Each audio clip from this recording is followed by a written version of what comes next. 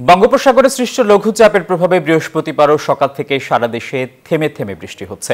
গত ২৪ ঘন্টায় বাগেরহাট জেলায় ১৫৯ মিলিমিটার বৃষ্টিপাত রেকর্ড করেছে মোংলা আবহাওয়া অফিস।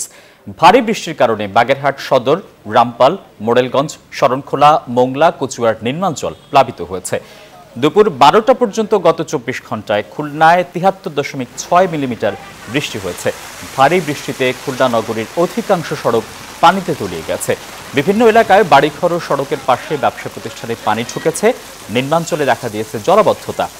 এদিকে রংপুর বিভাগে আগামী ২ থেকে ৩ দিন বৃষ্টি হতে পারে বলে জানিয়েছে আবহাওয়া অধিদপ্তর। সারা দেশে কিন্তু বৃষ্টি হচ্ছে, গত ২-৩ দিন ধরে সারা দেশে বৃষ্টি হচ্ছে এবং গত ২ দিন ধরে কিন্তু বেশি বৃষ্টি হচ্ছে এবং মূলত সক্রিয় মৌসুম বায়ুর কারণে কিন্তু সারা দেশে বৃষ্টিটা হচ্ছে। এবং গত ২৪ ঘন্টার কথা যদি বলি, গত ২৪ ঘন্টায় কিন্তু দেশের সর্বোচ্চ বৃষ্টিপাত রেকর্ড করা হয়েছে কুমারখালীতে ১০৪ মিলিমিটার।